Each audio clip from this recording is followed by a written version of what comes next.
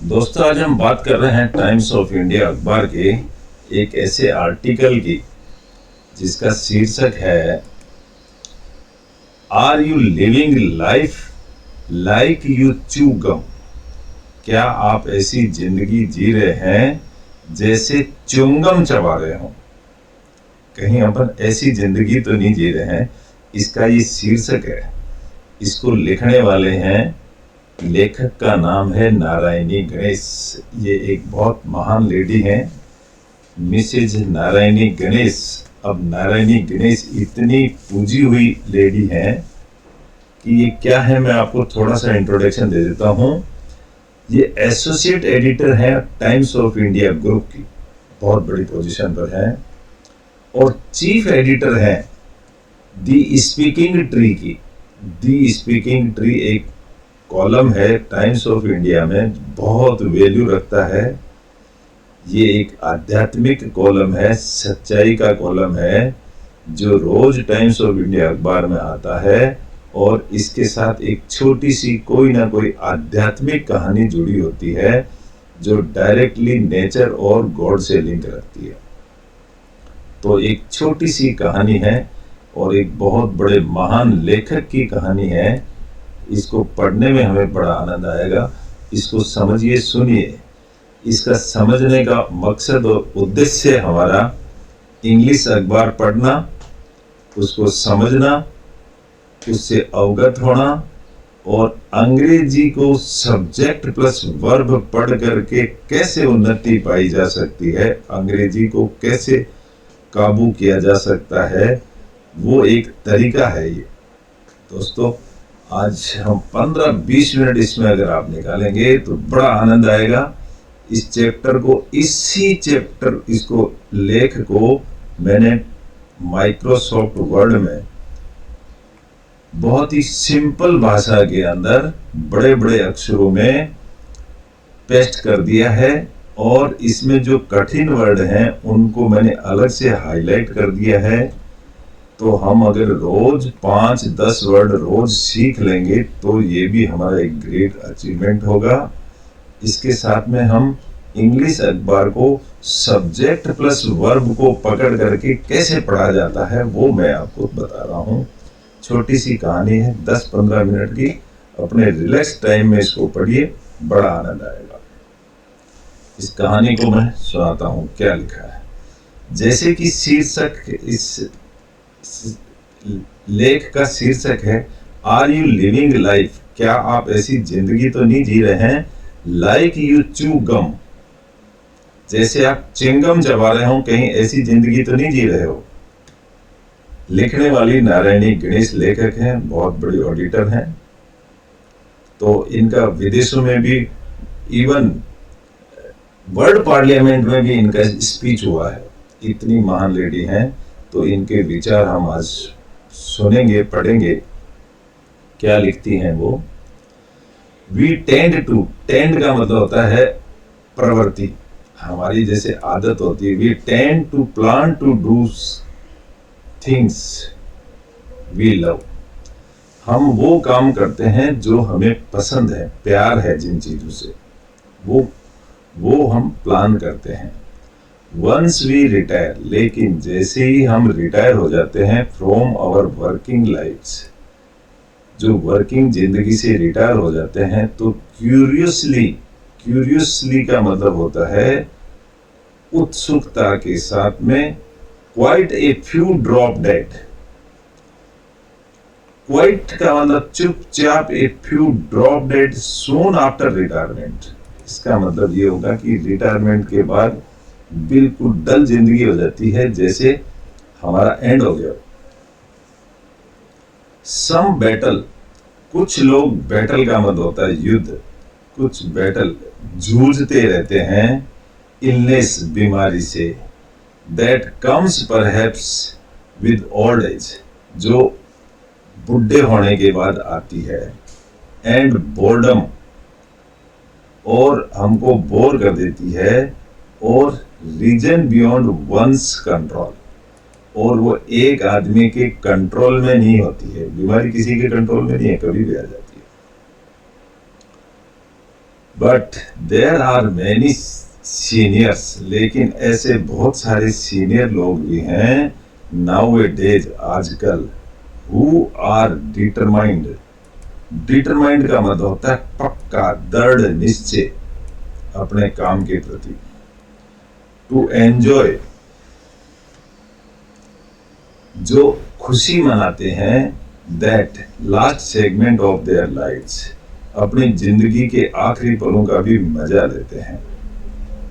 दे से, वो क्या कहते हैं, दैट दे रियलाइज, कि वो महसूस करते हैं, दैट ऑल अलोंग, वो पूरी जिंदगी महसूस करते हैं, we make the mistake of ignoring, वो कहते हैं कि हमने जो गलतियां करी हैं, इग्नोर का मतलब लापरवाही से, the journey and focus on the end goal, उस बात का हम एंड की लाइफ के ऊपर फोकस कर देते हैं।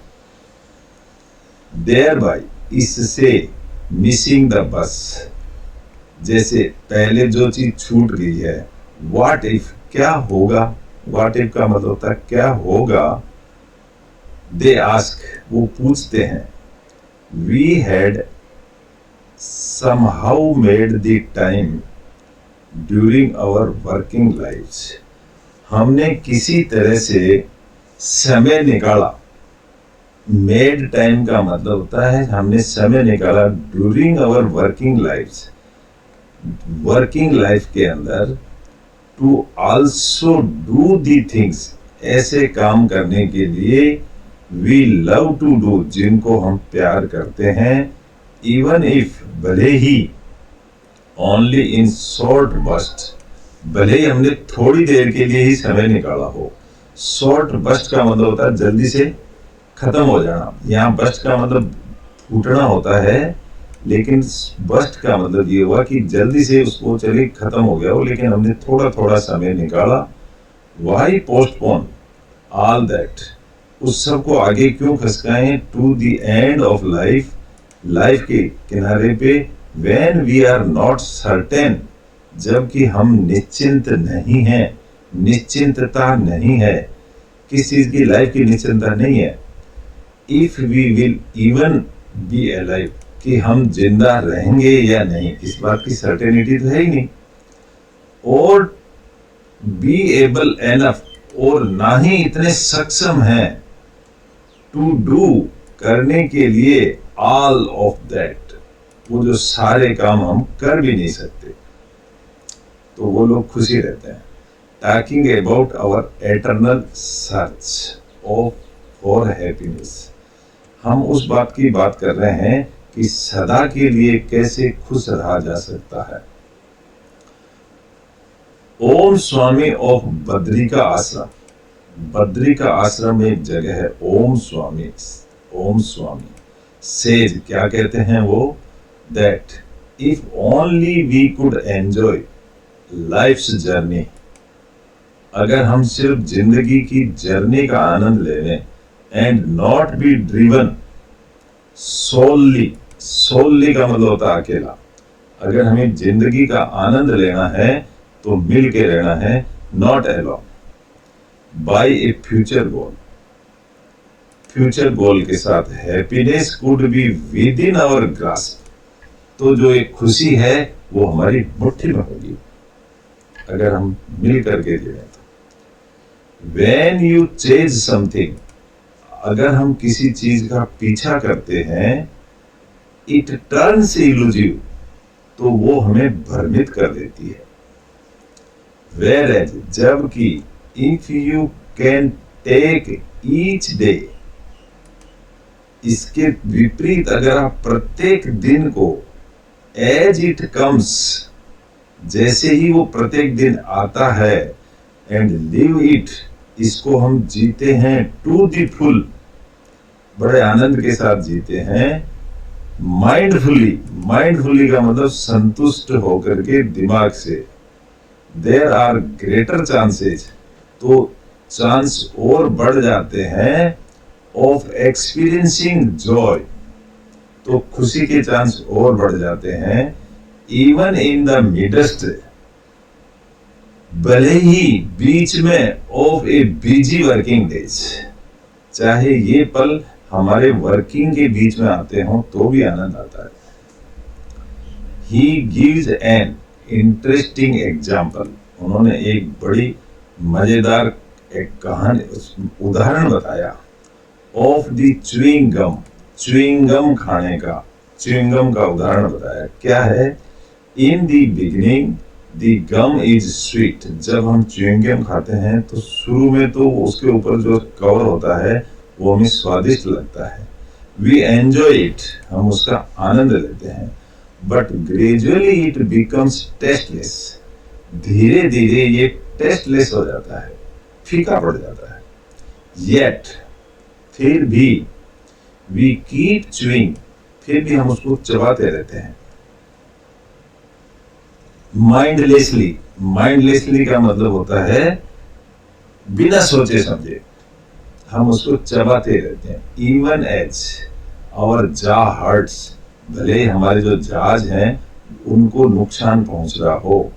एंड स्टमक टर्न्स एसिडिक, और पेट जो हमारा है वो एसिडिक हो जाता है, बीमारी से भर जाता है, गैस भर जाती है। Even as we are no longer cognizant, हम इसके बारे में ज्यादा जानकारी नहीं रखते हैं। Of whether we are hungry और नॉट, यह है कि हम भूखे हैं या नहीं है ये भी हमें पता ही नहीं, और चबाते रहते हैं। वी कैनॉट स्वॉलो, हम उसको, स्वॉलो का मतलब एक गुट बना करके गुठला, the gum, and we are reluctant to spit it out. Reluctant का मतलब मन नहीं करता, अनिच्छा को रिलेक्टेंट कहते हैं। और ये भी इच्छा नहीं होती कि इसको फेंक दें। स्पिट आउट का मतलब होता है फेंक देना, मुंह से बाहर निकाल के फेंक देना, और उसको फेंकते भी नहीं है। दैट सीम्स, यह ऐसा लगता है, to be the story of most people's life, ज्यादातर लोगों की जिंदगी में ऐसा ही होता है। एज दे लिव, जैसे वो जिंदगी जीते हैं, इन इग्नोरेंस, यानी गलत फहमी में, इन इग्नोरेंस यानी उनको पता भी नहीं है, इग्नोर करते हुए। Chasing A far of, chasing का मतलब पीछा करना होता है। Chasing A far of goal, हमारा जो गोल है, टारगेट, उसको पीछा कर, गोल फार ऑफ, बहुत दूर है target. With A camera, camera का मतलब होता है कल्पना, कि हमारा टारगेट बहुत दूर है, उसकी हम कल्पना करते हैं। ऑफ हैप्पीनेस, कल्पना तो हम हैप्पीनेस की करते हैं। नेग्लेक्टिंग टू लिव वेल, अच्छी जिंदगी जीने का हम नेग्लेक्ट करते हैं, उसको दूर हटा देते हैं। इन दी प्रेजेंट, प्रेजेंट में तो हम उसको दूर हटा देते हैं। एंड इंस्टीड, इसके बदले लिव ए मंडेन लाइफ, हम कैसी लाइफ जीते हैं? मंडेन को बोलते हैं सांसारिक life.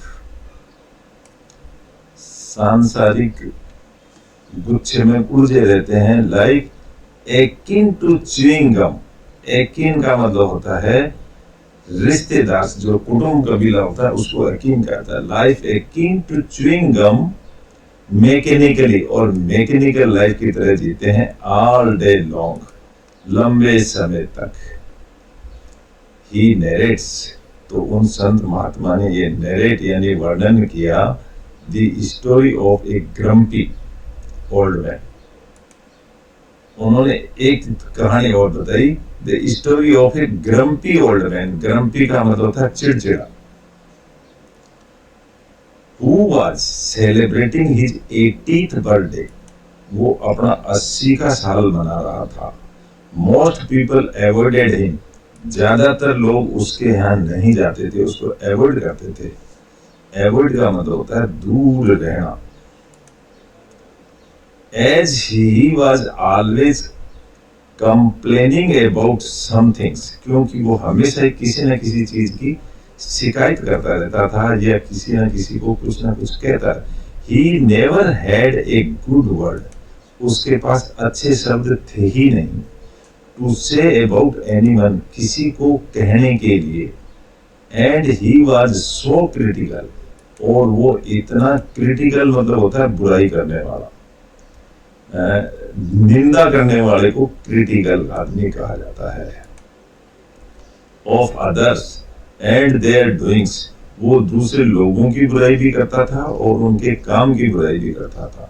But on this day, लेकिन उसके अपने बर्थडे के दिन, ही सरप्राइज एवरीवन, उसने हर आदमी को सरप्राइज कर दिया, अचंभित कर दिया, with his pleasant D manner, अपने स्वभाव से। डी मैनर का मतलब होता है अपने प्लीजेंट डी मैनर। प्लीजेंट यहाँ पर एक एडजेक्टिव है, खुशहाल मैन, डी मैनर से खुश कर दिया लोगों को, अचंभित कर दिया।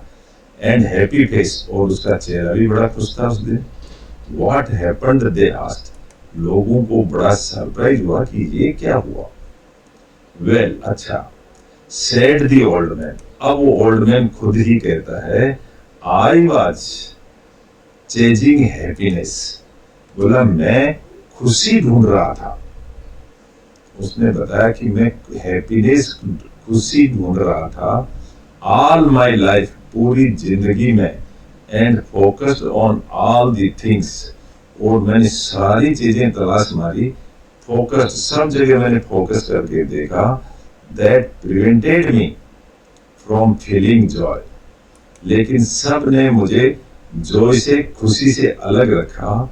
एंड कंप्लेंड अबाउट देम, और उनकी शिकायत करने के लिए मुझे मजबूर कर दिया। And made everyone around me miserable, और मैंने सबको, मिजरेबल का मतलब होता है गरीब, हताश बना दिया।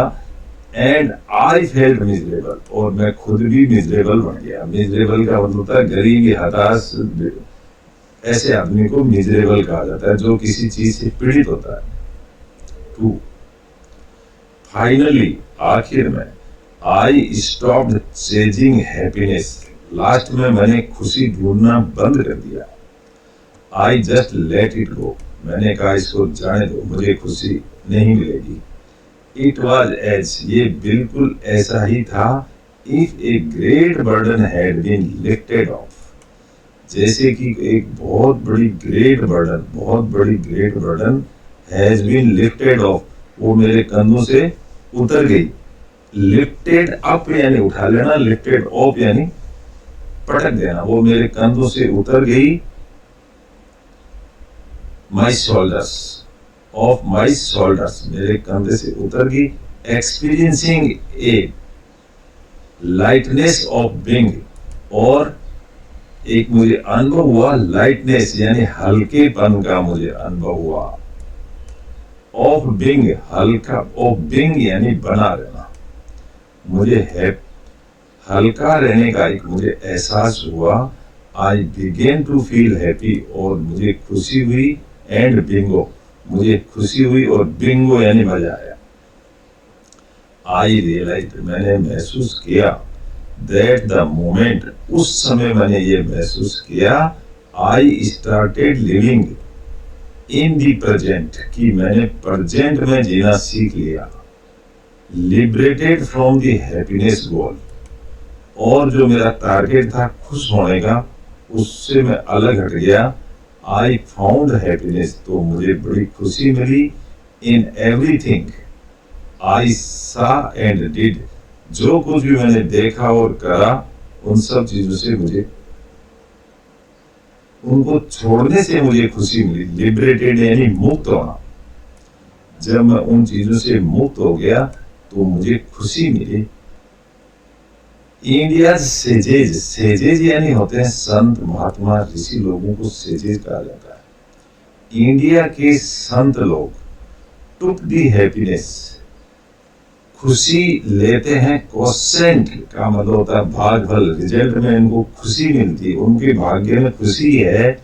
ए स्टेप फर्दर, एक स्टेप आगे। एंड टॉक्ड ऑफ आनंद, और वो आनंद की ही बातें करते हैं। An exalted state of being, इस स्थिति में बने रहना, स्टेट का मतलब होता है इस स्थिति में बने रहना, ये राज्य से मतलब नहीं है। एन एग्जाल्टेड यानी खुशी में बने रहना, ऑफ बीइंग बने रहना, दैट ट्रांसेंड्स, ट्रांसेंड का मतलब होता है उत्कृष्ट, सबसे अच्छा, एक्सीलेंट को ट्रांसेंड कहते हैं। खुशी में बने रहना सबसे अच्छा है। The need to even feel happy, the need जरूरत है, टू इवन फील हैप्पी खुशी रहने की, और जॉयफुल खुशी में रहने की। Not only does it come from lightness of being, ये हल्का होने से ही नहीं आती है। इट लीड्स, तो ये हमें आगे ले जाती है, to an enlightened way of life, हमको हमारी दृष्टि खुल जाती है, उधर भी हमें ले जाती है। ये आध्यात्मिक टॉपिक है दोस्तों, इससे हमारी जिंदगी बनती है, और ये हमें अपने गलत हरकतों वाली जिंदगी से निकाल करके एक स्ट्रीम, ऐसी धावा देती है हमारे को, जिससे हमारी जिंदगी बनती है। ये ऐसा टॉपिक है, मैं समझता हूँ आपको अच्छा लगा होगा डेफिनेटली, क्योंकि ये नारायणी गणेश का टॉपिक है, बहुत सोच समझ के वो लिखती हैं। उनका ईमेल एड्रेस ये है narayani@yahoo.com, कोई भी आदमी इनसे कॉरेस्पॉन्डेंस कर सकता है। This is the symbol of nature, ये शांति का प्रतीक है, और ये दी स्पीकिंग ट्री के कॉलम के तहत ये आर्टिकल रोज छपता है। इसको आप कहीं से भी पढ़ सकते हैं, कहीं से भी नहीं तो मैं तो छापता ही हूँ, रोज इसको पढ़ें, बड़ा आनंद आएगा। थैंक यू वेरी मच, आपने शांति से सुना, इसको अच्छा लगा है तो इसको दोस्तों में शेयर करें, लाइक करें और सब्सक्राइब करें, तो मुझे और आनंद आता है। Thank you very much, nice to meet all of you, very nice.